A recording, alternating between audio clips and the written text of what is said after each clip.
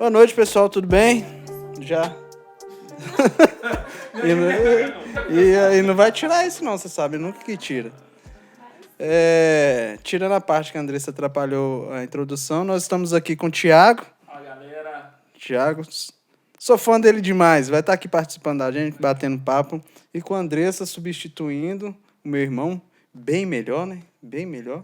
E ela tá com esse cachecol aqui, gente, que ela tá com um aparelhinho aqui, ó, depois, aqui, ó, um aparelhinho, que ela tá com um negócio aí, que ela tá fazendo um teste no coração. Sentido, Então, tá? não, mas eu falei que ia falar. Então, é isso aí.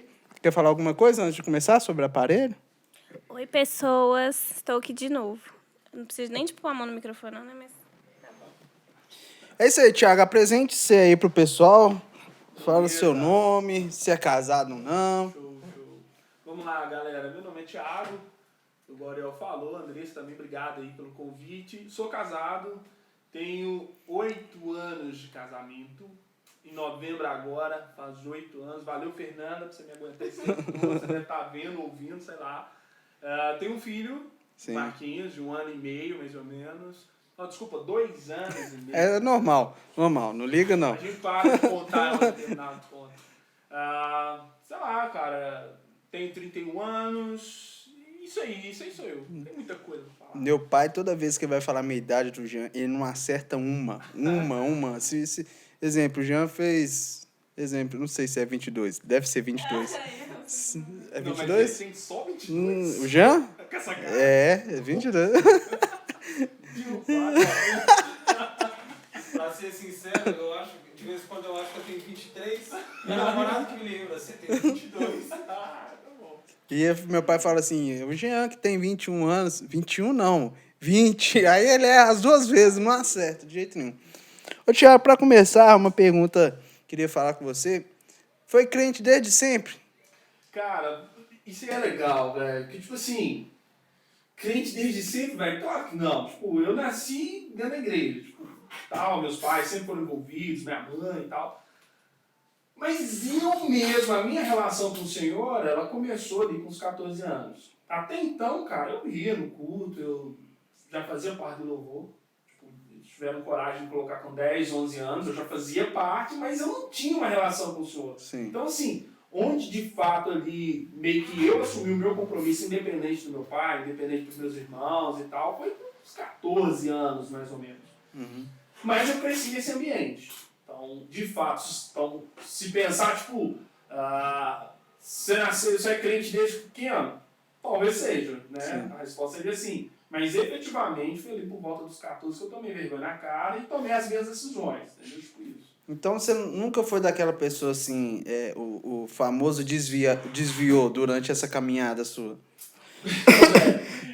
Eu espero que não seja muito polêmica aí, mas eu acho que eu sou um eterno desviado, porque direto eu me pego pensando coisas que, tipo, só um desviado pensaria, tipo, cara, de vez em quando eu faço coisas que, tipo, não é coisa de um homem de Deus, uma pessoa de Deus fazer, então eu sempre me sinto, às vezes, meio desviado, mas aí, brincando, brincadeira à parte, na verdade, essa ideia de ser desviado, às vezes está muito atrelada ao cara parar de ir na igreja. Sim, tipo, sim. o cara parou de ir na igreja, então ele desviou.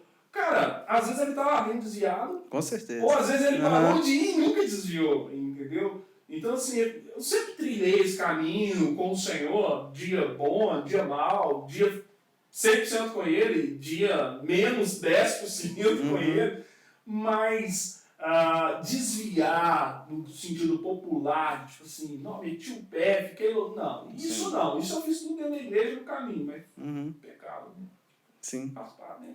É porque, principalmente para quem é criado dentro da igreja, é raro você ver esse tipo de caso. De uma pessoa que nasceu dentro da igreja e continuou. É raro. Normalmente a gente, principalmente adolescente e jovem, você pega assim, principalmente filho de pastor. Filho de pastor de pá cheia. Você vai conversar assim, não, eu sou filho de pastor. Não vou mais na igreja,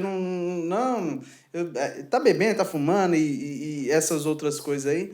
Mas assim, você que foi líder de jovem também, por quê? No seu ponto de vista.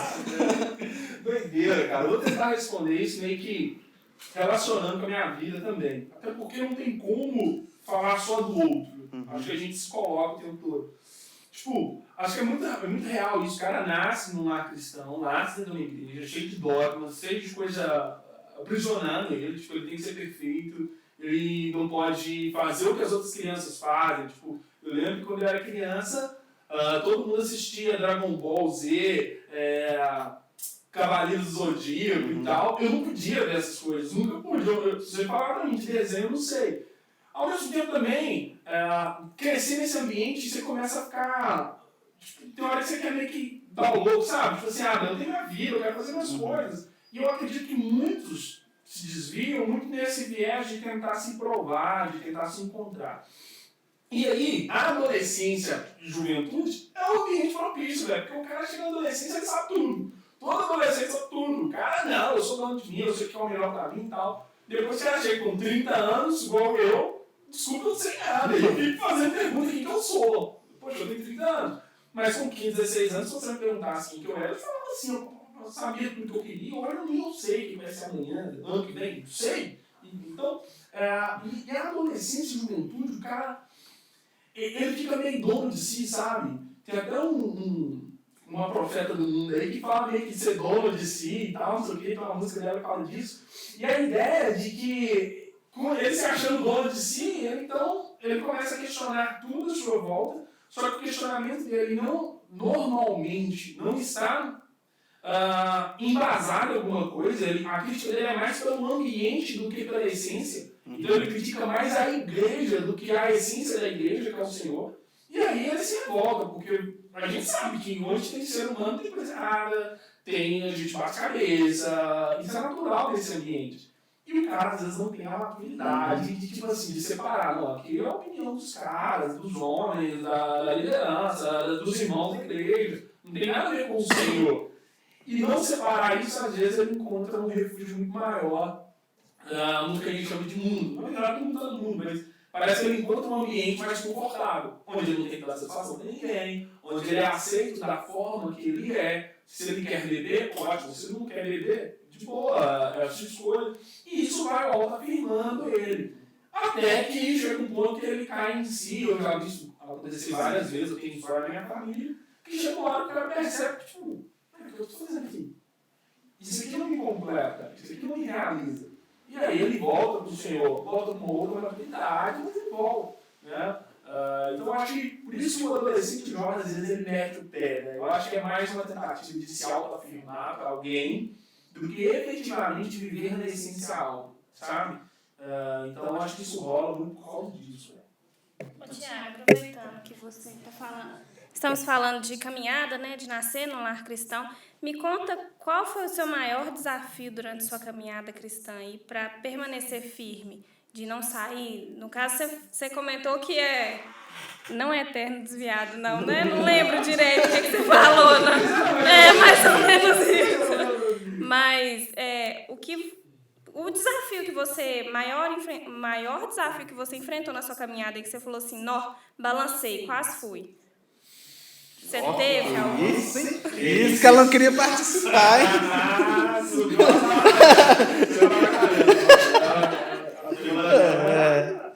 Cara, então, André, tipo, maior desafio é difícil, porque eu confesso que eu nunca pensei nisso, no maior desafio e tal.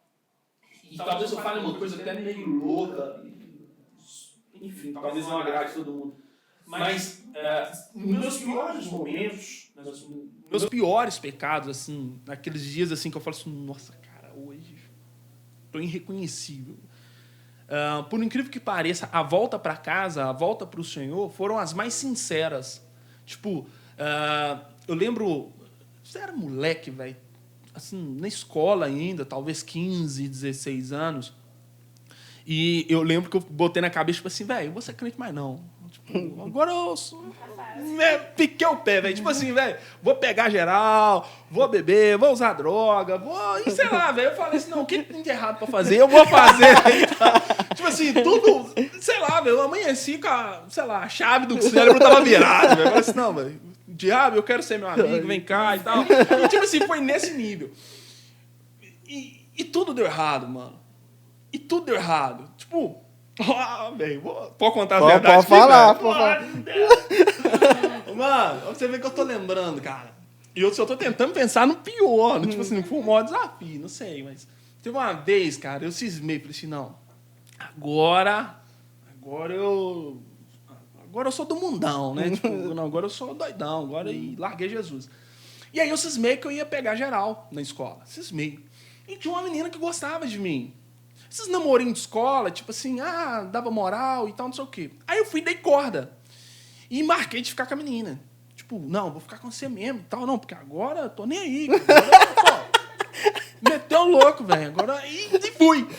Eu lembro que a gente marcou, tipo, na rua de baixo da escola. Se ela estiver ouvindo, ela vai lembrar. Eu não vou falar o nome. Não fala, não. Fernanda, não fique com raiva disso. Aí, tipo, marcamos de ficar na rua de baixo da escola. Aí eu tô lá pra ficar com ela e tal, não sei o quê, que tem todo e tal. Eu olhando pra ela olhando pra mim, que é trem. E, tipo, primeira vez que eu ia fazer isso. Afinal de contas, eu tava loucão, olhei a primeira vez, marquei Jesus aquele dia, né, velho, e tal. Aí, olhando... Você tá rindo, né? A vergonha, velho. Vocês vão ter que mexer na cor na hora de edição de vídeo, igual tá vermelho. Aí, que tem todo olhando pra ela, olhando pra mim. Eu não sei se veio, cara, tipo, vergonha do momento, ou se foi Deus incomodando. Alguma coisa aconteceu no universo que eu acho que tudo parou. Eu não tinha ação nenhuma, fiquei meio, tipo, boladão, separadão, assim, tipo, sem ação. Travei todo. E aí eu lembro que ela falou assim, e aí, a gente vai ficar?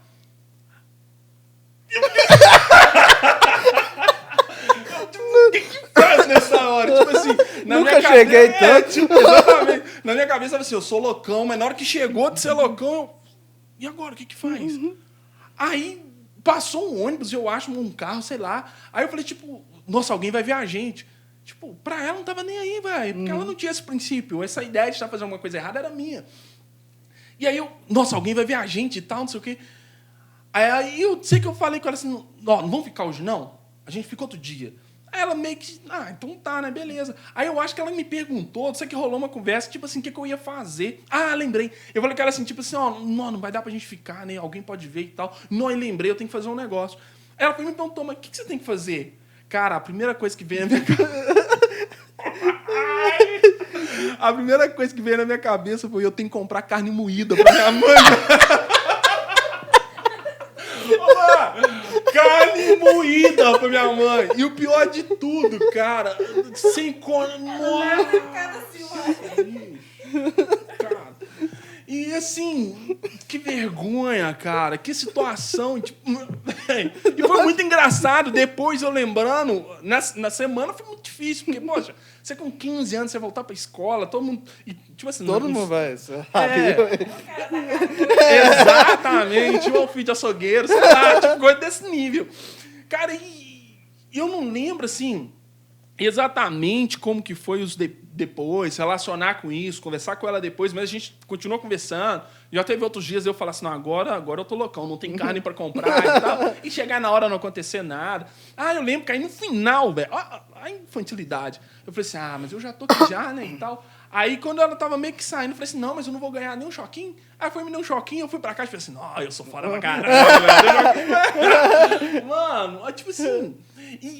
E isso é engraçado, mas eu acho que, tipo, de alguma forma, que eu talvez não sei nem explicar, o Senhor, ele sempre me preservou. Não estou falando também que eu acertei sempre. Uhum. Tem muitos erros aí. Nossa Deus, e estou errando até ontem, até hoje, tá? Tinha um monte. Mas sempre eu percebi o cuidado do Senhor em me guardar, mesmo nos dias que eu falava assim, não, agora eu meti o louco. Agora eu tô que tô. Então, achar o pior desafio, achar o momento mais complicado para superar, para mim é muito difícil, porque todos eles foram complicados à sua medida. Então, eu lembro desse. Mas eu lembro, por exemplo, também, que na igreja teve uma vez que eu cismei, que estava todo mundo errado e eu que estava certo. E, tipo, isso foi para mim uma crise, porque... não ficar indo na igreja, não, todo mundo tá errado. E eu acho que foi um período de extremo, por isso que eu acho que os extremos são perigosos. Eu acho que era o momento que eu achei que eu tava crente demais, e tipo assim, não, tá doido, eu sou espiritual demais, todo mundo quer carnal, velho. Isso aqui é uma igreja, a gente tem que santificar esse trem e tal. Isso também foi muito difícil. Eu abaixar a bola poxa, peraí, Senhor, eu não sou isso, não. Isso aí foi muito complicado. O legal é que, como que eu cresci na igreja também, e é filho de pastor, tem muito, para mim, teve muita cobrança em principalmente ser exemplo. Então, assim, todo mundo, os meninos podiam estar, eu falei isso, os meninos podiam estar jogando pedra no muro. Se eu jogasse, você não pode, você é filho de pastor, você tem que dar exemplo para os outros. Então, assim, essa cobrança, ela é muito forte em cima das crianças, filho de pastor, a criança que cresce dentro da igreja. Então, isso acaba que atrapalha um pouco de sobrecarregar a ponto de chegar assim. Não, hoje eu vou ser desviado. Então, assim, isso é muito complicado. Então, assim, graças a Deus também eu vi essa questão de Deus estar me preservando, mas uma das grandes crises que eu tive em relação à igreja foi quando eu me perguntei, será que eu sou crente porque eu sou crente ou porque meu pai é crente? Uau. Então, essa pergunta eu fiquei assim, será que eu vou na igreja porque meu pai vai ou porque eu vou porque eu gosto de ir, então, que eu tenho um relacionamento com Deus? Então, quando surgiu essa pergunta na minha cabeça, nossa, foi difícil demais, porque eu fiquei pensando assim, gente, se acontecer alguma coisa com meu pai, será que eu vou continuar no mesmo nível? Será que eu vou melhorar? Será que eu vou piorar? Como que vai ser comigo desse jeito? Então, assim, essa questão na minha vida me deu um baque, porque eu falei assim, gente, eu sempre só ia na igreja com meu pai. Meu pai ia todos os dias, eu ia com ele. Então, assim, eu falei assim, eu acho que eu não sou crente, não. Então, assim, essa questão mexeu muito comigo. Mas realmente eu vi também Deus me preservando de muita coisa assim, que eu não fiz, graças a Deus mesmo. Ele falou assim, graças a Deus, Deus me preservou. Não chegou a tanta da carne moída, não. Mas que tinha no momento. Sim. Eu conheço um pouco da sua história, vi o crescimento seu dentro dos ministérios. A gente bateu um papo legal um tempo atrás. Você falou que começou com juniores, foi para adolescente, foi para jovem. Como que foi essa caminhada sua aí de liderança? Essa evolução sua aí. Legal. Poxa, a liderança para mim foi, e na verdade é ainda, uma parada que sempre mexe muito comigo. E hoje eu leio um pouco mais sobre liderança e a ideia de que um líder ele é formado. Óbvio que tem inclinações naturais, mas normalmente ele é formado e tal. E aí, quando eu olho para trás, eu vejo que, literalmente, toda a minha trajetória foi uma trajetória de formação. Porque eu costumo dizer, eu falava isso para o pastor Leutério, que, nossa, foi a pessoa que mais acreditou em mim, e, nossa, eu sou extremamente grato a ele, que eu tinha 15 para 16 anos. Você vê que foi muito perto num período que eu me converti dentro da igreja, né, velho? Tipo, com 14 anos eu meio que me converti e assumi um compromisso mesmo. Ali eu mudei de vida, assim, muitas convicções ali, foi a virada de chave.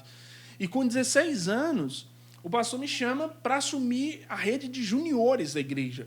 E, na verdade, não tinha uma rede assim formada, era o estudo bíblico de manhã. Que eles tinham a escola dominical, né, 9 horas da manhã, todo domingo. E aí eu lembro que quando ele me chamou na sala tipo, ô Thiago, eu quero que você dê uns estudos para os meninos e tal, não sei o quê. Eu falei assim, pastor, mas eu vou dar estudo com o quê? Eu nunca fiz isso. Embora sempre gostei de oratória, sempre gostei dessa ideia de estar na igreja, de falar, de ver, isso sempre me chamou a atenção.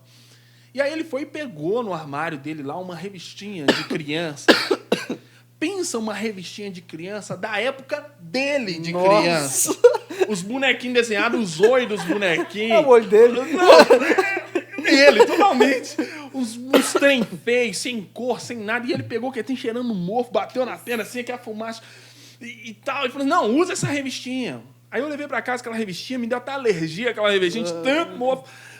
Nada com nada, mas era o que eu tinha. E ela foi... A primeira lição nasceu dali. E aí eu lembro que no primeiro dia... Eu fiquei todo feliz, mal dormido, sábado, domingo, ansioso e tal, não sei o quê. Fui para encontrar com os juniores. Ninguém foi. E, tipo assim, ela acabava 10h30, né? Tipo, 10h20, chegou uma menina que eu sou eternamente grato por ela. Ela chama Kathleen e ela foi a primeira que foi. E chegou lá, poxa, eu vim para a escola, né? Eu vim para o estudo. Aí eu fiquei mó feliz, que alguém veio. E eu adaptei, tipo, 1h30 em 10 minutos. E deu certo. E no domingo seguinte, tinha outros 3, 4. Eu falei assim, uai, que legal, então isso está dando certo. E aí a gente começou a trabalhar. A liderança anterior que estava, que era a Edneia, pessoa sensacional, ela teve que sair em função de coisas pessoais mesmo, da vida dela. Só que ela me deu todo o apoio. Eu lembro que nos primeiros meses ela me perguntava, e aí, Tiago, como é que tá com os juniores? Tô conversando com eles nos bastidores, eles estão adorando e tal. E nisso, a Sara, que liderava junto com a Edneia, e teve que sair antes da Edneia para uma questão pessoal também, ela retorna. Ela foi e me perguntou, Tiago, eu posso te ajudar? Eu falei, claro, eu tô aqui sozinho com essa revistinha de 400 anos atrás. Acho que Davi estudou com essa revistinha aqui, não, tem que usar ela. E a gente começou, então, a montar todo um trabalho com os juniores. E algo que eu sempre botei na minha cabeça é que a criança, junior, adolescente, eles não são a resposta do futuro. Eles são a resposta do agora.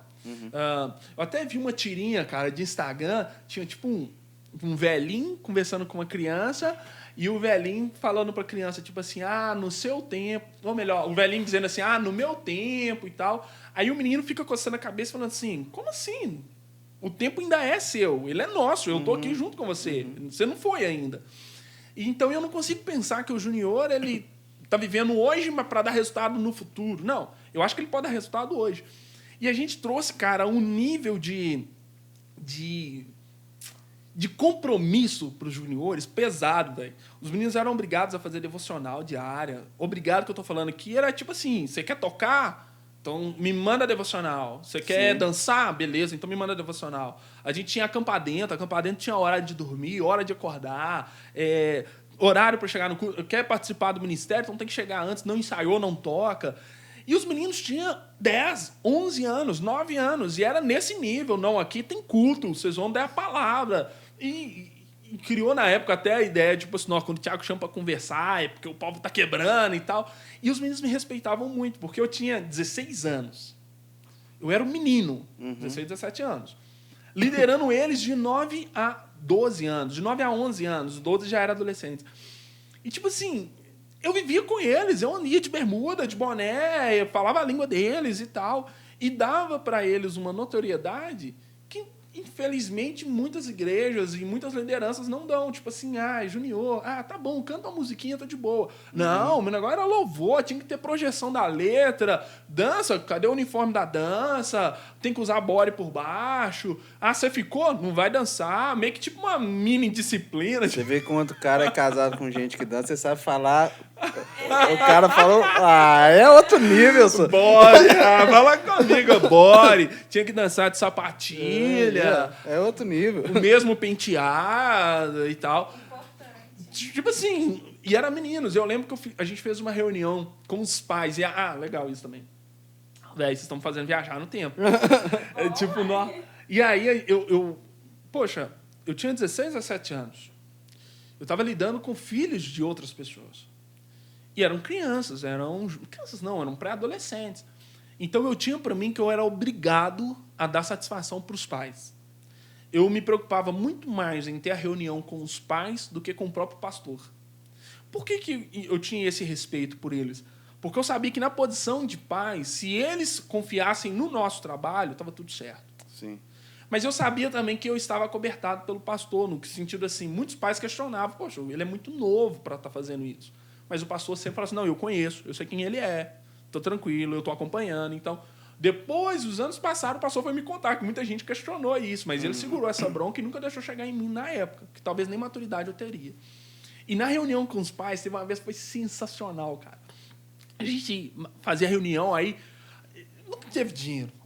Junior, a oferta dos meninos era 10 centavos, era 20 centavos. E a gente comemorava, a gente tinha um caixa, tinha um tesoureiro, a rede e tal.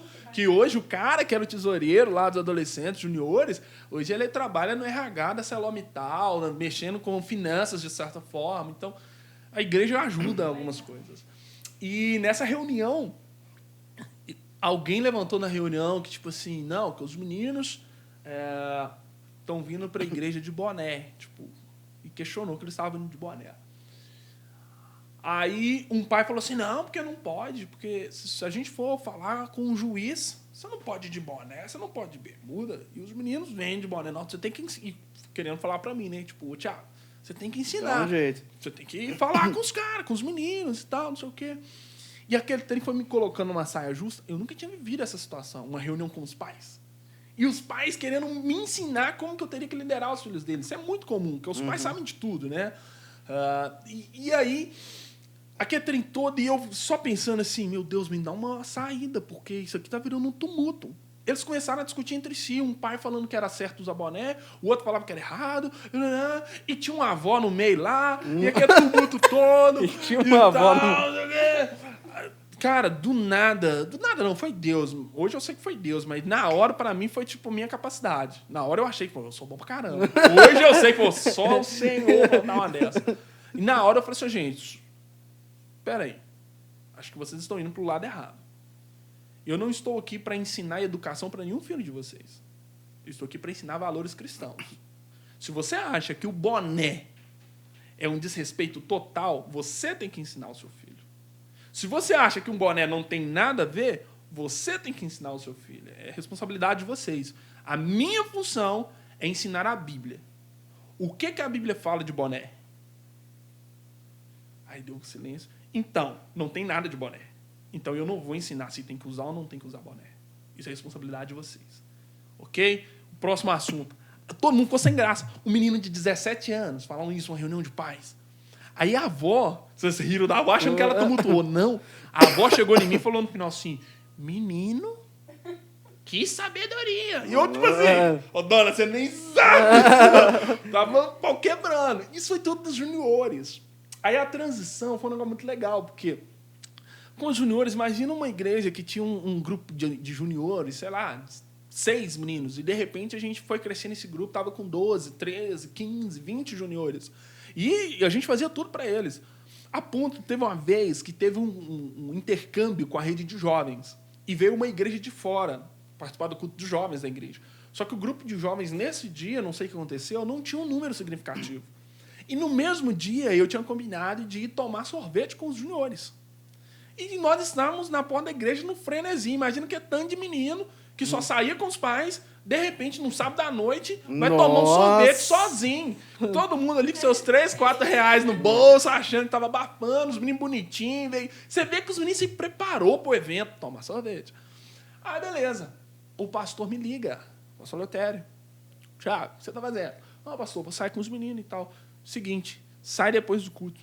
Ajuda aí o líder do culto aí, porque os jovens deixaram ele na mão. Eu fiquei revoltado com o pastor. O que é isso, pastor? Você não pode de respeito. A gente está aqui combinado para sair, a gente dormiria na igreja depois. Então, a ideia era tomar um sorvete durante o culto dos jovens. Na hora que acabasse o culto, eu chegaria com os meninos, a gente invadia a igreja e dormir na igreja. De boa. Invadir a igreja. E aí a gente ia ficar no culto. Isso me moldou muito, me ensinou a ter limite, me ensinou a obedecer. E era tão interessante que quando eu falei com os meninos ficaram putos, ficaram nervosos. Ah, mas que absurdo! E tal. Eu falei assim, não, que absurdo não, vai ser assim. E aí, eu não podia transparecer a minha chateação. Eu comprei a briga deles, eu tava assim, mas vocês estão certos, mas vocês estão errados. E aí eu voltei para isso, não, nós vamos ficar. Porque no dia que for a gente, eles vão apoiar e nós vamos ficar, não sei o quê. E nós vamos sair depois do culto. Aí os meninos brilharam os olhos, nós vamos sair depois do culto, tipo, podia ser 10 horas da noite. E saímos, e eu fui com eles, e chegamos na igreja às 11h30, meia-noite, eu cagando, morrendo de medo de perder algum menino no meio da rua, de um carro atropelar, e de alguém ficar sabendo. Porque imagina um pai, vamos lá na igreja ver, já é 10 horas, os meninos devem estar tudo dormindo. Chegar e descobrir que a gente estava indo tomar um sorvete. Mas deu tudo certo. E aí, chegou o grupinho, que foi um grupinho muito forte, chegou na fase de ir para os adolescentes, que era a transição de 12, 13 anos. Né? E aí foi uma crise. Porque eles estavam numa rede onde a gente focou muito neles. Muito, muito mesmo. Assim, de dar sangue mesmo. Assim, de brigar. Nós focamos muito. E aí, ir para os adolescentes... na época, os adolescentes... na igreja que eu fazia parte, a gente teve alguns períodos que a rede de adolescentes foi sensacional. E foi a época da minha pré-adolescência. Quando, da minha pré-adolescência para a adolescência, a rede de adolescentes foi enfiando um pouco, porque a líder que tinha na época, que era a Sirlene, que, nossa, assim, a pessoa sensacional, ela teve que também deixar a rede. E aí, na saída dela, a rede perdeu um pouco do gás, a rede de adolescentes da minha época. Então, quando os juniores que eu liderei chegou na época de ir para os adolescentes, ninguém queria. Ninguém queria ir. E aí a gente teve que administrar um problema. Empurra a força ou a gente adapta. E não tinha uma liderança de adolescente, já era para adolescentes e jovens juntos. E aí eu fui e propus para o pastor, a gente está com um problema. Os meninos não vão. Vamos fazer o seguinte, eu subo com eles para a rede de adolescentes e a gente forma uma nova rede de juniores. A gente resolveria um problema, criaria um outro problema, que teria uma outra rede a nascer, mas pelo menos não perderia essa transição. E assim Até foi. porque é muito trabalho para você, quando você perde, você fala assim, nossa, é muito sangue que a gente dá para uma pessoa e às vezes por causa de alguns detalhes assim, a gente perde ela. Então, assim, aí você fala assim, nossa, eu lutei tanto para aquele menino ali, o menino foi embora. E é exatamente. E aí, quando eu passei para os adolescentes, e eu lembro que foi um mês meio tenso, sabe? Todos os juniores estavam meio apreensivos, tipo assim, não, o que vai acontecer? Nós vamos ter que ir para os adolescentes, sem o Thiago e tal. E tinha uma dependência muito grande de mim. E aí, quando eu contei para eles que eles iriam para os adolescentes, óbvio que eu fiz maior drama, falei assim, não, vocês vão para os adolescentes mesmo, tem que ir, tem que crescer, tem que evoluir e tal. Aí fizeram aquela carinha de tipo assim, não, sacanagem e tal, não sei o quê, mas eu vou também. Acontece e tal. E aí a gente começou a rede de adolescentes. E foi interessante que na rede de adolescentes, cara, a gente era muito doido. E eu acho que os meninos criaram mais coragem e cresceram também, porque eles eram crianças. E agora eles cresceram. A gente fazia uns trem meio louco mesmo, sabe? Tipo, a gente começou a fazer os nossos acampamentos. Nosso acampamento, primeiro acampamento de adolescente, tinha uns 120 adolescentes. A gente não tinha dinheiro. E aí tinha que alugar 2 ônibus e alguns carros que foram levando as outras pessoas, porque não completava outro ônibus. E aí eu lembro que, para ficar barato, eu aluguei um ônibus com documentação regular e o outro ônibus irregular. A cara do Jean. Ô, senhor. E assim, eu negociei isso com o cara. Falei assim, cara, esse ônibus está irregular, cobra mais barato. Não, então esse eu cobro mais barato. O outro não. E o problema é que tinha que passar numa barreira. Tipo, era sentido de Ravena. Era. E aí, eu não aluguei ônibus de viagem. A oração começou lá na igreja. Tá ligado? Eu não aluguei ônibus de viagem. Eu aluguei escolar. Porque o escolar é mais barato. Eu pensei o seguinte, pra que bagageiro? Pra quê? O bagageiro custa R$200 a mais.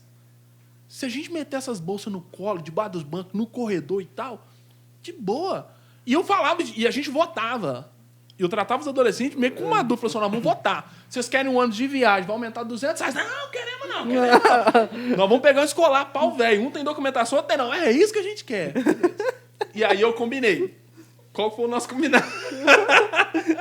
O nosso combinado foi o seguinte. Ó, o primeiro ônibus que está com a documentação regular vai na frente. Ele vai passar o posto policial, ok? E aí, ele vai deixar todo mundo no encostamento e vai voltar para pegar a outra turma. Os 2 ônibus vão juntos. Deixa eu repetir. Né? Os 2 ônibus vão sair juntos da porta da igreja. Ó. Os 2 vão sair juntos. Antes de chegar na barreira, o irregular vai parar. Ok? O que tá certinho passa com a galera. Passou com a galera? Ah, tá. Ele passou com a galera, falou assim, aí já ia deixar a galera no sítio, que estava certinho, enquanto a gente ia ficar esperando. Os irregulares iam ficar todos lá esperando. E aí ele ia voltar vazio, pegar a gente para passar na barreira. Beleza? Só que, para subir, para ir para esse sítio, era um barranco. E tinha chovido. Nossa. O ônibus não subiu. O regular não subiu. O que tinha força para subir era um irregular.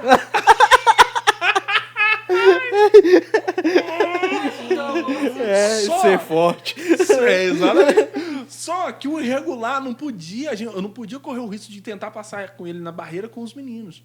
E a irregularidade dele era porque ele não poderia sair de dentro de Belo Horizonte com passageiro. Ele poderia passar sozinho. Ah, tá. Só que com passageiro não. Então o que eu fiz? Deu problema? Então eu falei assim, ó, beleza, descarrega os meninos antes de subir o morro, para todo mundo aí. O regular vem, pega a gente, e o outro passa vazio. Passa vazio. Passou vazio, vocês entram nele e vai embora. E assim foi. Só que aí teve problema de transporte de mala, que aí o ônibus estava pesado, não queria subir. Nossa, então você imagina, eu tirei 50 adolescentes de um ônibus no meio da BR, os meninos fizeram festa. Aquilo era doideira. Eu sou muito doido, meu líder é doido. E aquilo é mala pra lá. E a gente fez a equipe, chamava a equipe dos maleiros. Só mala. Só tinha mala. E os caras, a gente fez uma filinha do corredor até na rua. Ia passando as malas. E aí, os meninos não estavam nem aí. Jogavam as malas. Deve ter quebrado um monte de coisa das meninas. Não tô nem aí. E aqui é pau quebrando. E finalmente nós chegamos. A gente tava previsto pra chegar no sítio 9. Chegamos, sei lá, 10h30, 11 horas da noite. Nossa. Aí o ônibus foi, aquele cheiro de embreagem. Aí o cara falou assim, eu não vou voltar domingo pra buscar vocês. Aí eu falei com ele, olha, você tem duas escolhas, deixar a gente aqui ou voltar. Você vai ter que voltar, você vai deixar a gente aqui? Isso não existe. E acabou que ele foi, arrumou um outro ônibus e buscou a gente no domingo e tal. E não precisou fazer o traslado dos fundos. Mas assim, e esse primeiro acampamento nosso, cara, foi tão legal porque... Eu sempre falei isso com a Sara e com os meninos. Falei assim, olha, nós vamos fazer num acampamento coisa que normalmente não se faz. Então, no nosso acampamento, a gente vai fazer lasanha. No nosso acampamento, a gente vai fazer bife com batata frita. E tudo isso teve. A gente fez nesse nível. Eu lembro que a gente tinha alugado futebol de sabão, aerorock, um monte de brinquedo. E a gente ia fazer uma festa depois do culto. O tema do acampamento era inocência. E choveu tanto à noite. Os meninos contam que eles viam as árvores balançando lá fora, assim, e isso até ajudou para os caras orar mais, né? Ficar com medo e tal, não sei o quê.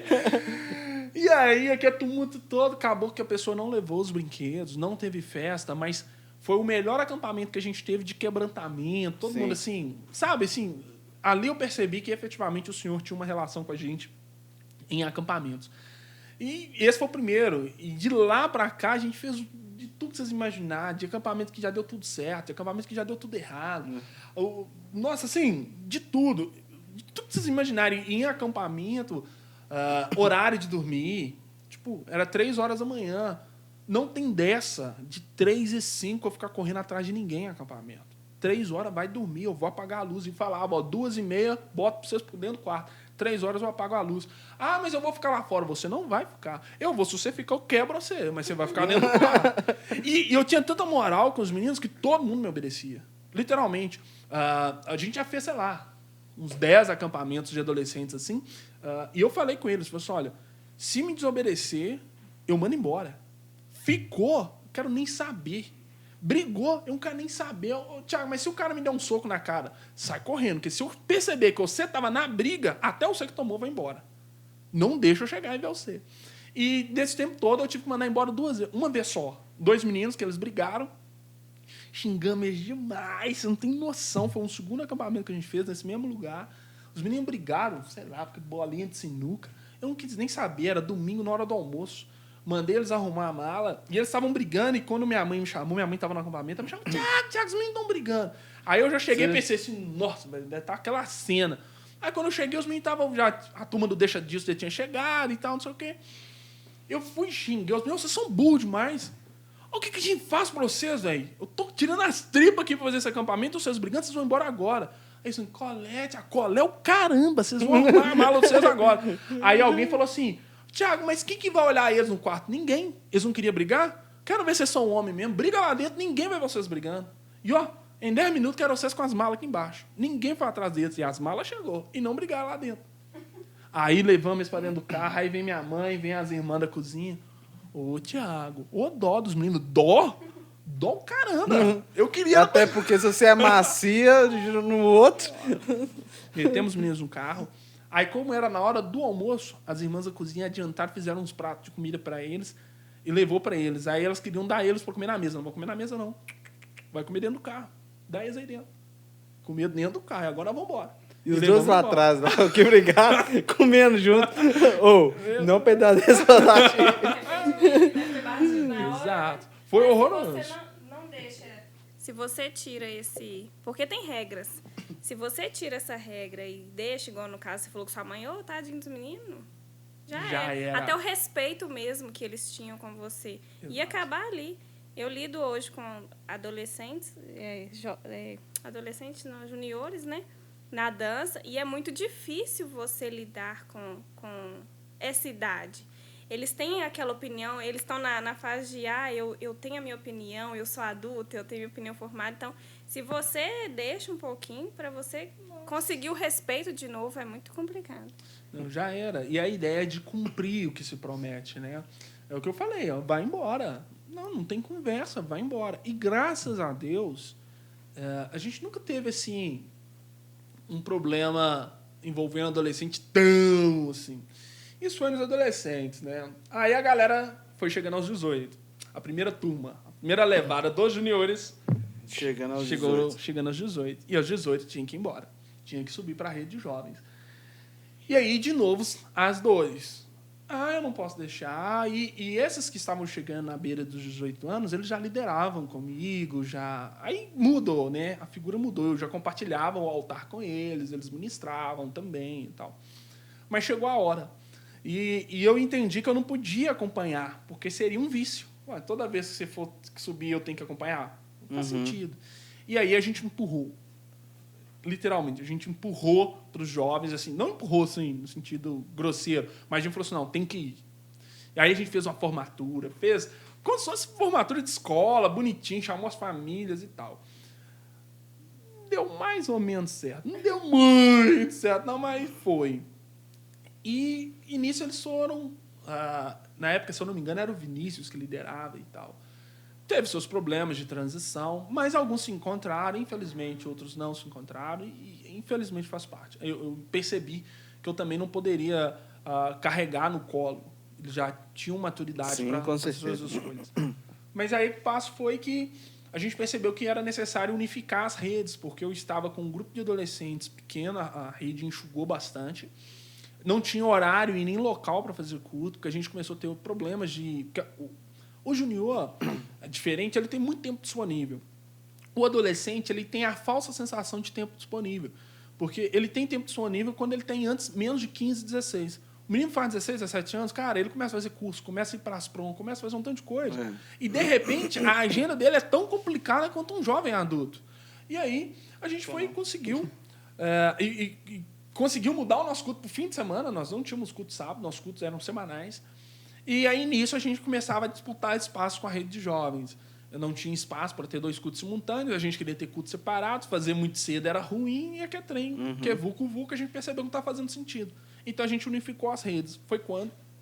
Então, eu passei para a rede de jovens. E aí, a gente começou um trabalho com a rede de jovens. Na época, tinha, sei lá, uns 8 líderes, uma loucura, liderar com 8 pessoas, impraticável. Mas nós tentamos durante, aí, sei lá, uns 1 ou 2 anos, até que a gente foi percebendo e cada um foi se encontrando, e acabou que todos saíram, e eu fiquei liderando os jovens, de certa forma sozinho, assumi a liderança geral, e aí a gente criou Ignição, e criou vários ministérios, e etc. A coisa funcionou muito bem por um período, e em algum momento a coisa começou a mudar, sabe?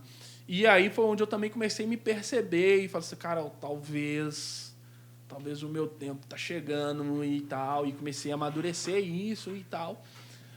Aí vem a questão de ser pai, vem outras responsabilidades, a coisa foi mudando. Até porque uma das coisas que eu admiro no pastor Lucinho é a questão do gás.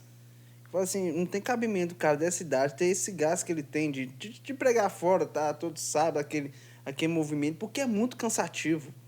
É muito cansativo quando você é casado, tem filhos, e ainda ter o compromisso de cuidar da pessoa. E aí, aquele extra que é, um exemplo, tomar sorvete, isso é quase que sem condições, porque você tem faculdade, você tem trabalho, você tem família, então sobrecarrega demais. Então, realmente, quando chega na questão dos jovens, é muito cansativo em relação a esse cuidado mais perto. Pelo menos para mim, no meu ponto de vista, é muito cansativo. Então você perde um pouco o gás. Aquele igual você falou, 14, 15 anos, você tá com o tempo tá mais tranquilo. Apesar que os meninos de hoje, tá inglês e curso já começando bem cedo, então já tá ficando pesado já. Mas realmente esse gás de estar junto o tempo todo vai acabando com a idade. Vai. E assim, e outras coisas começam a pesar também.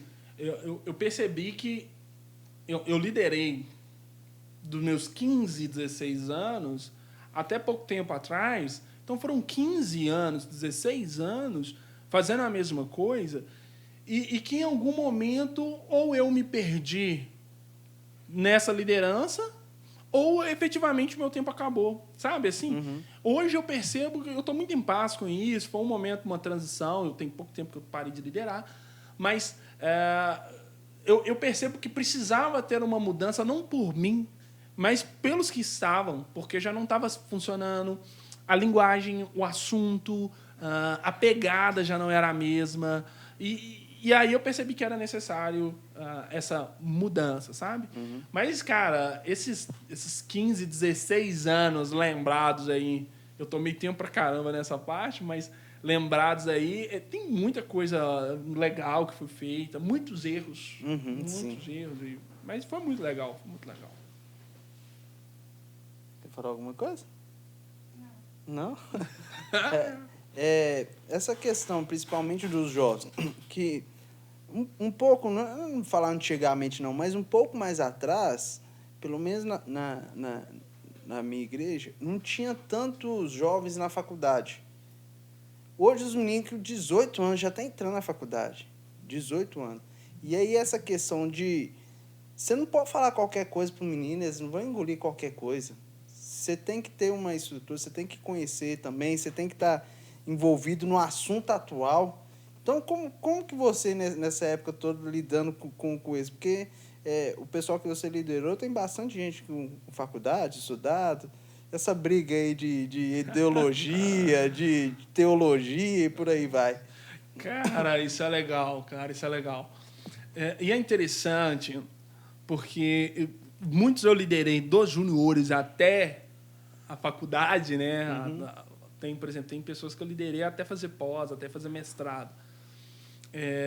Então, eu penso aí o seguinte, a primeira coisa é que o líder ou a pessoa que está envolvida na igreja ou em qualquer outra coisa, ela não pode ser uma pessoa alienada. Não é porque eu sou cristão que eu não faço parte de um mundo real. E, às vezes, eu acho que isso foi muito pregado anos anteriores, sabe?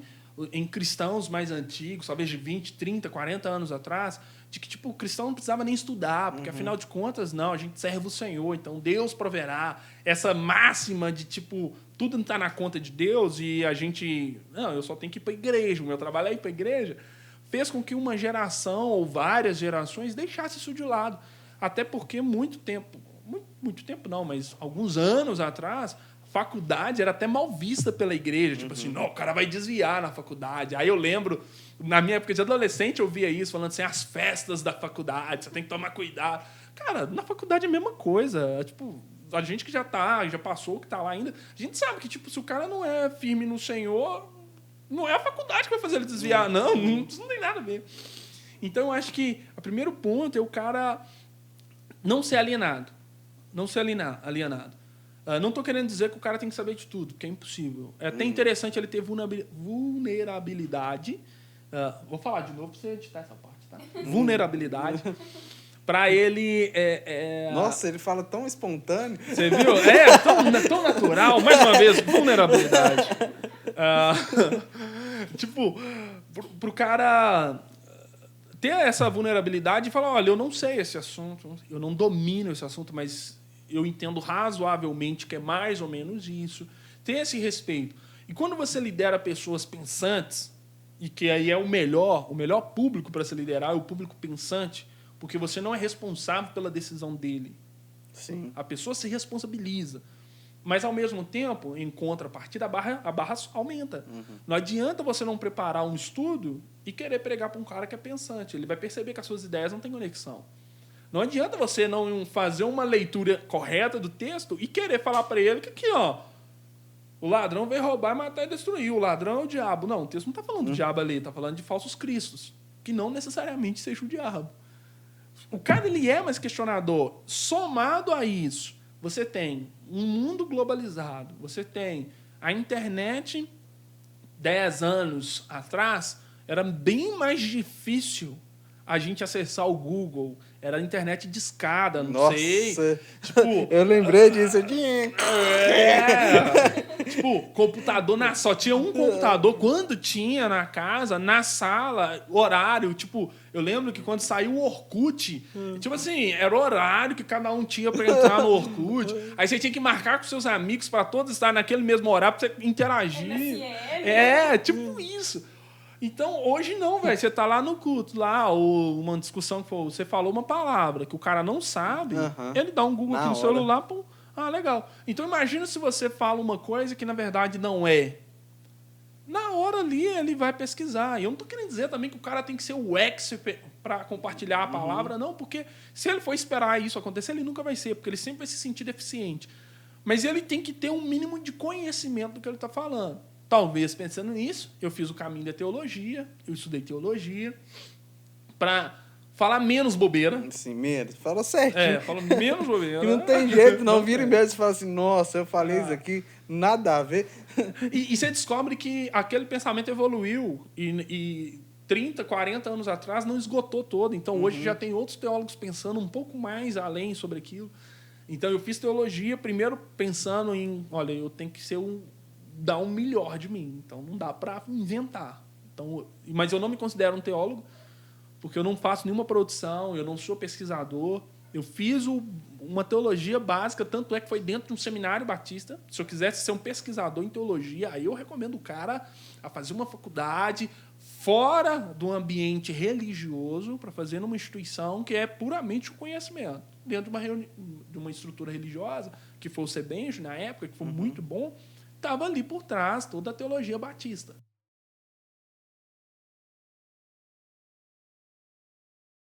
Vergonha de falar que não sabe.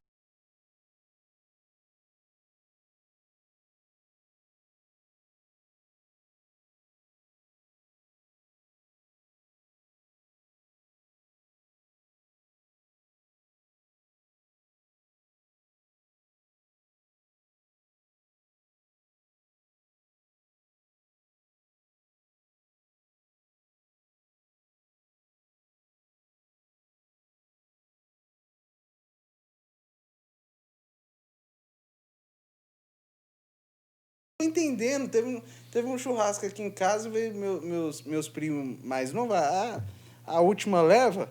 Então, assim, os meninos tem o quê, já? 11 anos? Acho que 11, 12 anos. Eles estavam falando com o celular na mão, eu não estava entendendo nada. Eu tentei interagir, mas não tinha condições. Porque eu falei assim, gente, não tem como. Então, assim, é engraçado quando a gente vê que o tempo vai passando. E se você não interagir com... Você fica para trás mesmo. Principalmente o líder. Exemplo, líder de juniores. O cara pode ter 50 anos, mas se ele não conhecer o que os meninos estão passando agora, ele não vai dar conta de acompanhar. Cara, você falou tudo, cara. Falou tudo. Nesse tempo todo, eu tinha uma máxima comigo. E a minha máxima foi o seguinte: até um bebê tem problema.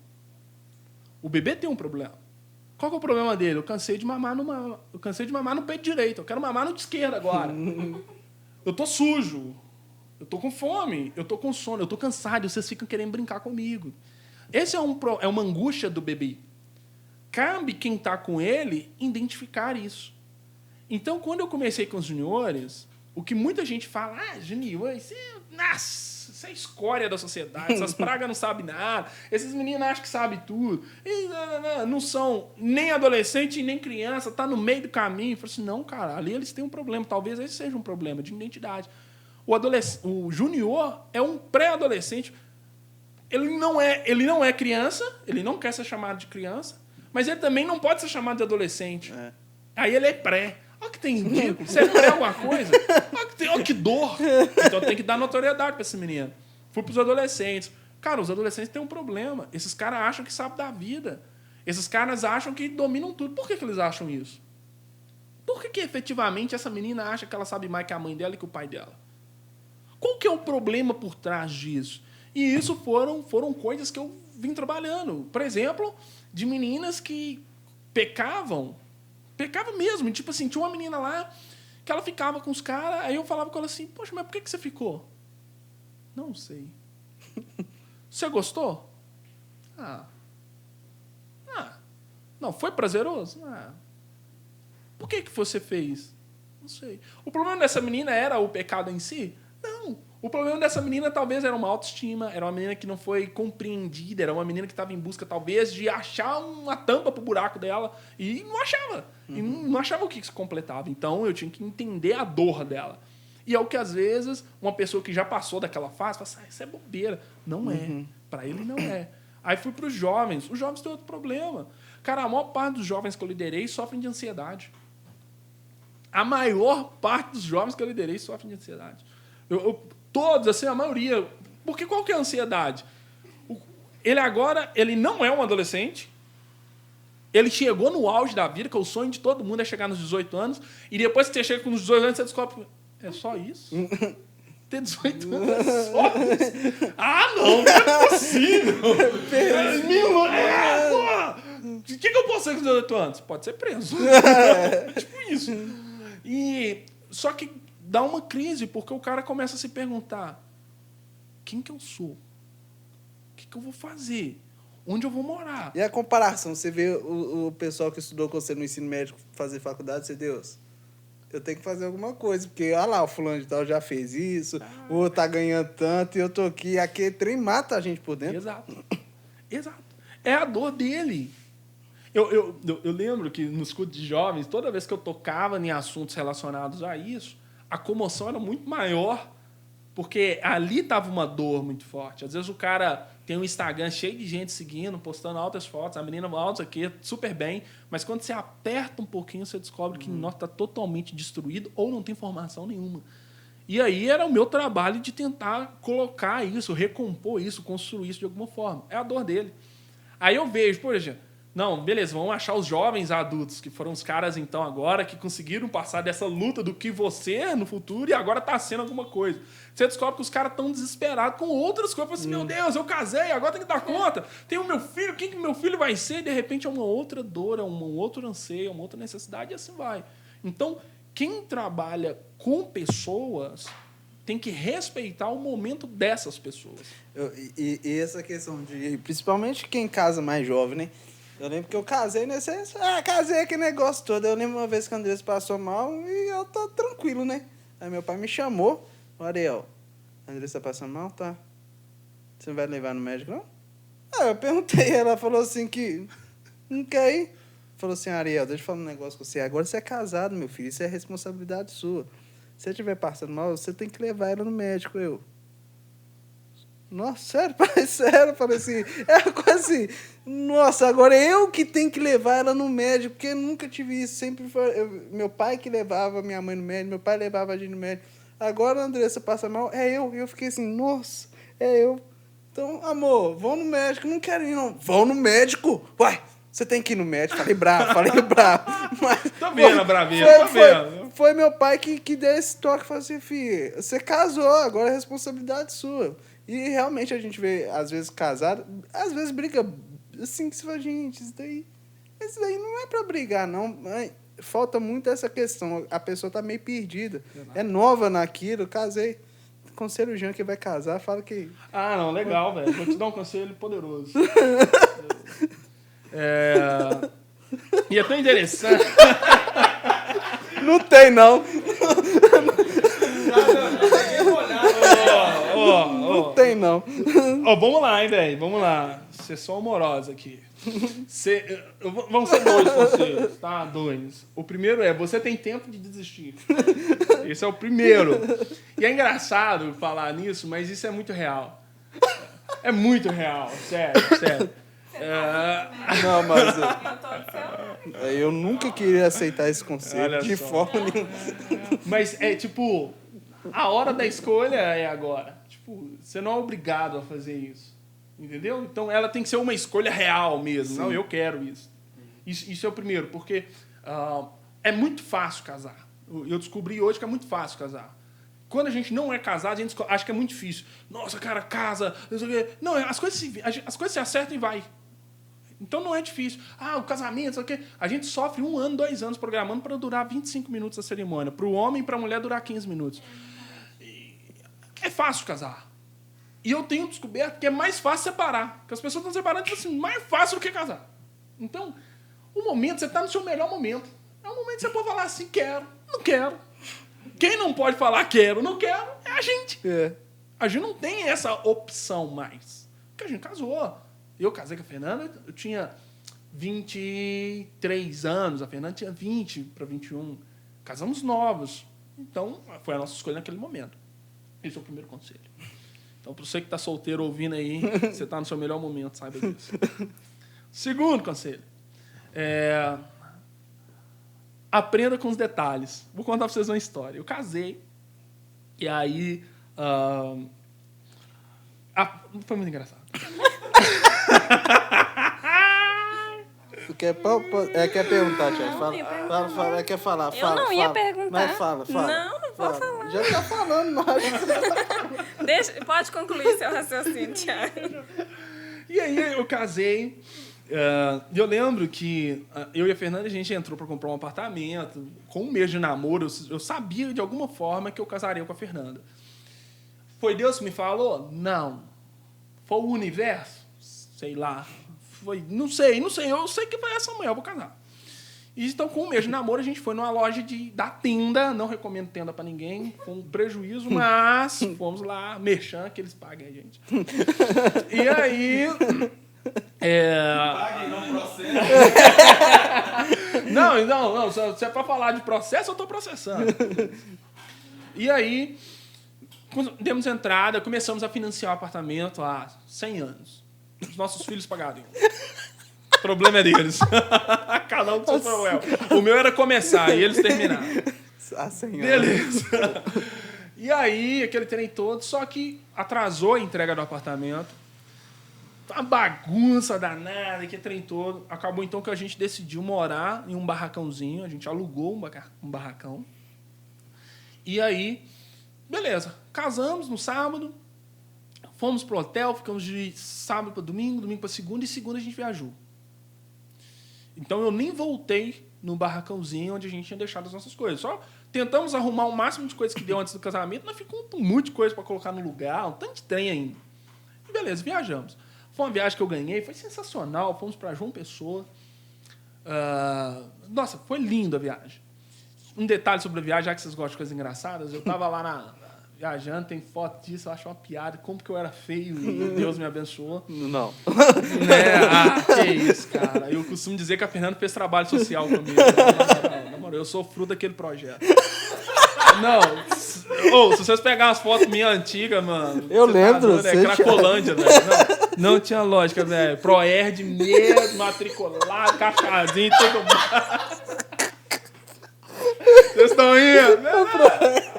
Tá bom, faz parte. Mas hoje eu tô muito melhor e vocês têm que concordar. Se você que tá vendo, veja uma foto antiga, você vai ver o tanto que eu melhorei. E aí, em João Pessoa, falando... Só parei um pouco da história do casamento pra falar dessa viagem. Aí eu tava lá em João Pessoa com a Fernanda, pensando naquela ideia, que dia que a gente fala assim, agora eu tô loucão, não sei o quê. Aí eu pensei, agora eu casei, eu sou dono de mim, agora vocês vão ver, eu sou doido e tal. Aí a gente tava andando na praia e tinha um palco gigantesco montado. Eu falei assim, nó, Fernando, a gente tá em João Pessoa, isso aqui vai rolar um axé. Nó, vou dançar demais. Você vai ver, eu vou meter minha regatinha, meu boné pra trás, vou vir pra praia. E aqui não tem ninguém da igreja, não é possível, tá tranquilo e tal, não sei o quê. E fomos pro hotel. Aí a gente jantou e tal, não sei o quê, mó animado pra festa, mó animado, tomamos banho e tal, não sei o quê. Vamos pro tal show na praia. E aí, que tem toda a gente andando rápido, porque era longe de onde a gente estava, mas enfim, a gente tava lá pra isso mesmo, então tinha horário, tava tranquilo. E aí, andando, pra chegar no negócio, de repente a gente chegou perto onde já dava pra ouvir o som. E aí, de repente, eu escuto no microfone assim, glória a Deus! Eu olhei pra Fernanda. Deus tá de sacanagem. Não, ele tá de sacanagem. Não, até aqui, Senhor. Até aqui, Senhor. Não é possível. Deixa eu curtir o axé aqui. Não é possível. Tava bem jarão, tá batidão, tal, não sei o quê. Aí quando nós chegamos lá, era o Palavra Antiga. Nossa! Show exclusivo do Palavra Antiga. Foi logo quando eles lançaram Esperar e Caminhar. Sensacional, sensacional. Voltamos pro hotel. Falei assim, gente, a gente é de Deus mesmo. A gente é de Deus, a gente atrai mesmo. Tem quando a gente vai lá, não vamos lá no centro do Macumba, depois vamos chegar lá, os irmãos, aleluia. O Senhor até aqui, cara. Bom, aí chegamos de viagem, né? Tudo certo e tal. E como bons filhos que chegam de viagem, passamos na casa dos pais e tal. Demos, oi, gente, voltamos, estamos vivos, tá tudo bem e tal, não sei o que. Agora eu tô indo pra minha casa. E fui pra casa. E chegamos lá no primeiro dia, aí a gente pediu comida. Não, a gente comeu perto lá. A gente não ia fazer comida no primeiro dia, que a gente tava dormindo na nossa casinha. E no dia seguinte, então, a gente ia colocar as coisas no lugar. E começamos a arrumar. Cara, a gente ganhou muita vasilha, muito copo, muita xícara. Tem umas xícaras pequenininhas lá em casa.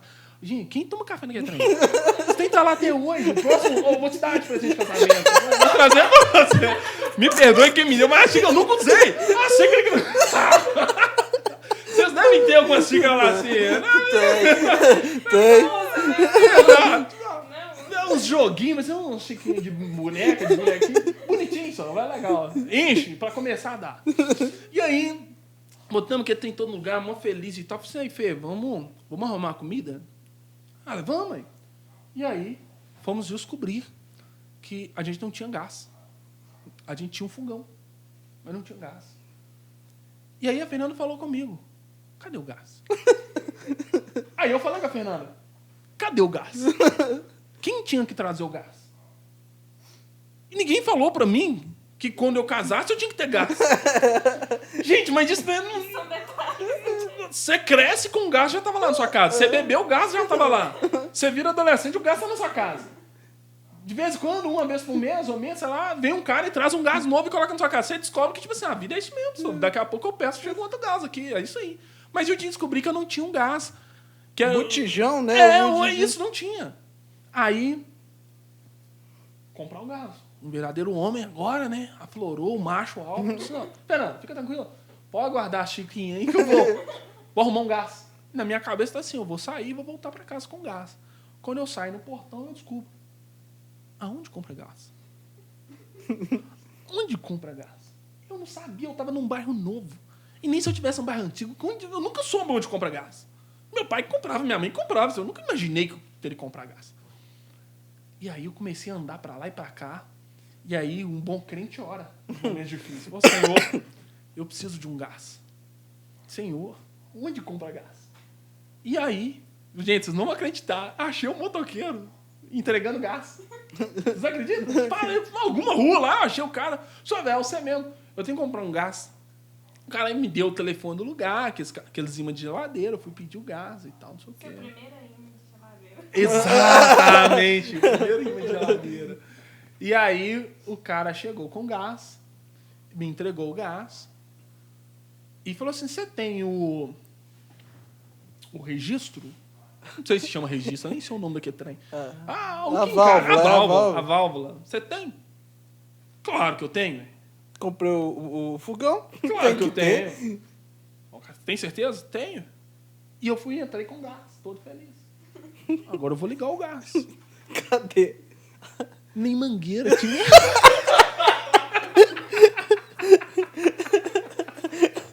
Mano, não tinha mangueira.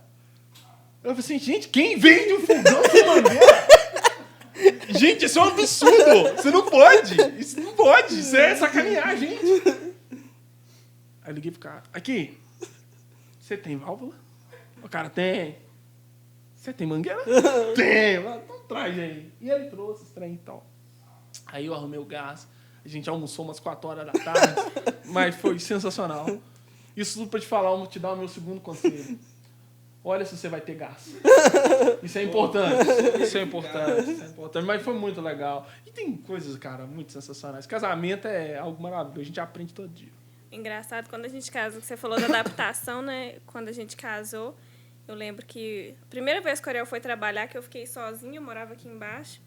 E o Ariel foi trabalhar, eu falei, e agora? O que eu vou fazer? Eu olhei aquela bagunça, falei, vou arrumar. E foi chegando na hora do almoço, falei, gente, eu que tenho que fazer a comida. eu que vou ter que lavar roupa, eu que vou ter que dar conta de tudo. E a gente comeu estrogonofe. Nossa, acho que umas 2 semanas direto, né? Eu Dei só 5 fazia na primeira estrogonofe. Quando eu fui pensar, eu falei, gente, eu tenho que fazer uma comida diferente. Essa adaptação ela é muito difícil, né? Até você entender. Depois, eu falei, gente, eu que cuido da casa. Eu que tenho... A comida que minha mãe fazia, que na época que eu casei também, era eu que fazia. Mas era a minha casa, eu que tinha que fazer. Eu falei, nossa, Deus, a gente começou a estrogonofe demais. Demais a conta. Eu engordei uns 5 quilos no primeiro mês. Eu acho que foi 5 quilos no primeiro mês. E eu tava comendo batatinha para assim, eu não engordo, não, isso aqui é genética. Isso é genética. Oh, mas é tão engraçada essa questão da gente adaptar que eu lembro que na casa da Andressa, eles almoçam muito tarde. Não sei se ainda é assim, mas é domingo, 3, 4 horas da tarde. E aqui em casa não, aqui em casa é meio-dia e meio no máximo. Então, quando eu namorava com ela, quando eu percebi isso, eu falava com ela, amor, eu almoço cedo, é meio-dia e meio, porque se eu for almoçar 4 horas, eu vou desmaiar aí em casa, não aguento não. Então, eu fui falando isso com ela até a gente casar. Então, assim, eu fiquei meio receoso no começo, mas assim, lá em casa é igual, é meio-dia e meio, custa passar, é muito difícil. Porque se eu fosse almoçar 4 horas, 4 horas da tarde, mas ela já era acostumada com isso. Pra mim era 4 horas da tarde. Eu falei, gente, 4 horas da tarde tá na hora de eu ir pra igreja, ou qualquer coisa. Isso é muito engraçado no namoro, começar a perceber essas coisas, porque depois que casa não adianta brigar, não. Hoje eu vejo a minha mãe almoçando 4 horas, eu falo, mãe, pelo amor de Deus, já passou do horário. Às vezes, quando ela tá lá em casa, eu acabo o almoço meio-dia, mãe, vai almoçar? Não, não almoço agora não. Mãe, vai almoçar, em nome de Jesus, almoça. E ver ela pegando o prato de comida na hora que eu tô tomando café, pra mim é muito estranho. E eu vivi isso a vida toda, e hoje adaptei ao Ariel, né, a meio-dia. A não ser que você não tenha um gás, né? Que aí... Não, você não Aí tem só o gás. 4 horas. Exatamente. Mas isso é legal, e que eu acho nisso, tipo, é você pensar que o casamento ele não tem padrão.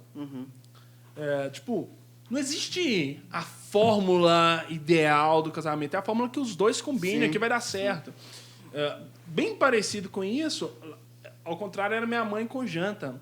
Minha mãe sempre acostumou 6, 7 horas tem janta. 6, 7 horas tem janta. E a Fernanda, a mãe dela, minha sogra, jantava 11h30, meia-noite. E aquilo, num primeiro momento, também me assustou. Porque eu falei, cara, ela tem esse hábito, eu tenho outro hábito. Como é que nós vamos fazer? Só que tanto eu quanto ela, a gente tem uma facilidade muito grande. E a gente descobriu que o nosso filho também tem, que a gente se adapta muito fácil a qualquer coisa. Então, por exemplo, agora a gente está fazendo uma dieta. Ela está fazendo uma dieta de 0 açúcar e eu tô indo mais ou menos na onda dela. Então, eu tô... 50% de açúcar. Não, menos. 20% de açúcar. Sim, pouquinho mesmo. Tirou tudo de açúcar? Ela não tá comendo açúcar. Ela tá no dia 44 ou 45. São 60 dias. Fica chata demais. Nossa, Deus. Tô louco pra comer açúcar de novo. Mas, e aí, a gente adaptava muito fácil. Ela já se acostumou, sente falta em alguns momentos, mas se adaptou, e eu também. Então, quando a gente casou, a gente também não tinha essa rotina. Que hora que nós vamos jantar? Que hora que nós vamos jantar? E não sei o quê. E a gente acabou que se adaptou. Hoje, por exemplo, é quase que a gente nem janta. Tipo, olha pra você ver como que eu jantava. Gente, eu sempre jantei minha vida toda até eu casar. Todos os dias eu jantava. Hoje tem dia que eu não janto e já não sinto falta. Então é ter esse novo modelo de casamento, esse modelo de vida que os dois combinam, que dão certo, que é aí que eu acho que faz funcionar mesmo. Eu creio que depois que casa, os dois em si fazem sua rotina, né? Verdade. Acho que vai pegando um pouquinho de cada e vai criando a sua rotina. Aqui também, na casa do pastor, Rosália fala que ele gosta de jantar. Eu não sei se o Ariel tinha nem o hábito de jantar. Lá em casa, janta é raro, né, amor? É raro eu ir pro fogão para fazer janta. Às vezes, quando tem, esquenta, mas a maioria é lanche. Por isso que a gente tá gordo. É compensação como a parede, a porta. Assistir Masterchef de noite é difícil demais. Você come pão com ovo, aí você vê os caras fazendo um negócio mais bonito. Você fala, gente, eu tenho que fazer... Não, se eu não pôr um salame nesse pão com ovo, não tem graça. Aí você engorda mesmo. É judiar mesmo, faz todo sentido. Mas essa rotina é muito legal quando se estabelece. E eu acho que também uma outra coisa legal são as necessidades que surgem. Isso foi muito legal. eu sempre fui pobre, né, velho? E eu sou muito pobre, nossa Deus. Mas é legal, bom que pobre é feliz. Pobre é feliz. Pobre, ele tem que ter uma felicidade, porque se ele depender do que ele tem para ser feliz, então ele é feliz na essência. Porque se ele depender do externo, ele não é. E quando a gente casou, a gente fez algumas escolhas. E uma delas foi, vamos comprar guarda-roupa? Poxa, a gente estava morando num barracãozinho, a gente estava esperando o nosso apartamento ser entregue. Não, vamos gastar dinheiro com guarda-roupa, não. Então, tipo, 1 ano antes de casar, a avó da Fernanda trocou de guarda-roupa, ela fez um planejado na casa dela, e ela nos deu o guarda-roupa antigo. Então, a gente desmontou com todo cuidado. Eu enrolei todas as tábuas e guardei, para quando eu casasse, eu levasse. E assim foi. Então, nós fomos ter guarda-roupa, sei lá, depois de 2, 3 anos de casado. E isso foi com máquina de lavar roupa. No primeiro momento, a gente não tinha condição. E a Fê falou assim, não, a gente dá um jeito, a gente lava as roupas na mão e tal. Beleza. E aí, acabou. Tava apaixonada, né, Thiago? Você sabe. O ex-Cracolândia tava arrebentando. Aí, beleza. Aí, que trem todo... E aí, um dia, eu tava de folga, ou tava de férias, não lembro o que era, e ela tava trabalhando. E a gente se ajudava nas rotinas de casa e tal, não sei o quê. Eu acho que é muito legal isso, todo mundo se ajudar e tal. E aí, eu falei assim, vou fazer uma graça pra ela, vou lavar roupa. E aí, eu nunca lavei uma quantidade de roupa. Eu lavava, tipo assim, uma camisa que eu queria usar à noite. Aí, lavava rapidão ali, colocava atrás da geladeira. Mas lavar a roupa da casa, eu nunca fiz isso. Sempre foi minha mãe. E principalmente as mulheres mais antigas, né? Elas nem deixavam outra pessoa fazer. Ela achava até uma afronta outra pessoa fazer. E assim foi. E aí eu comecei a lavar a roupa. Mó feliz, cara. Coloquei uma musiquinha lá, rolando, e eu lavando a roupa. Mó feliz. Falei, não, vou fazer uma graça pra Fernanda. Quando ela chegava, via todas as roupas já sequinhas e tal. Na minha cabeça eu já ia ter passado as roupas, deixar tudo bonitinho e tal. Beleza. E aí fui lavando. Como pensa que não? O meu dedo aqui, ó, começou a abrir umas feridas. Porque eu segurava a roupa aqui e esfregando ela assim, ó. Esfregando. E essa pelinha aqui, ó, desses ossinhos, dessa dobrinha aqui, ó, foi ficando vermelho, foi ficando, e as pelinhas foi levantando. Gente, por Deus. Por Deus. As últimas roupas eu não esfreguei, não. Não, na moral, eu não esfreguei, não. Não esfreguei, não. E eu já enfiava na água assim, vai lavando aí, senhor, lava aí, que essa aqui não tá, não.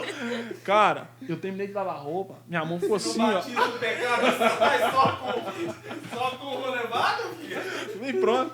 A minha mão ficou assim, ó, travada, assim, ó. E tudo vermelho, assim, ó, um sanguinho saindo na outra. Aí, eu não conseguia fazer nada, porque assim, ó, a Fernanda chegou. Eu tava com a mocinha, Fê, vou comprar uma máquina. Tem jeito não, falou, Thiago, mas não tem dinheiro. Vai ter, vamos lá. E eu lembro que no dia seguinte a gente foi comprar a máquina. Cara, eu fiquei pensando assim, como é que ela faz isso, cara? Como é que ela vivia assim? E aí, no barracãozinho, não cabia a máquina dentro da casa. E aí eu tinha que colocar a máquina do lado de fora. Só que eu também não podia deixar ela lá porque não era coberta. Aí chovia, pegava sol e tudo. Então, todo dia, Nossa, bota a máquina do lado de fora. Bota a máquina lá dentro. Mas eu fazia isso feliz, pensando assim, os meus toquinhos de dedo. A necessidade, cara, a necessidade. Aí a gente comprou uma máquina e deu certo. Tá até hoje servindo. Tem 8 anos já, guerreira ela. Você falou alguma coisa? Ô, Thiago, eu acho que é isso aí. Show, Foi cara. bom demais o nosso papo. O Gil deve estar morrendo de inveja que ele não tá participando. Mas foi bom demais. É um prazer ter você aqui. Vamos chamar aqui de novo pra você bater um outro papo com a gente. Muito bom mesmo. Que bom, cara, que bom. Eu que fico honrado aí pelo convite. Deus abençoe.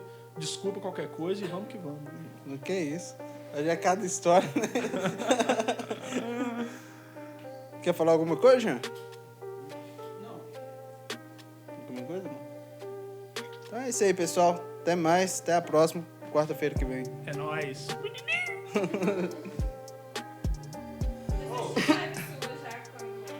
Já?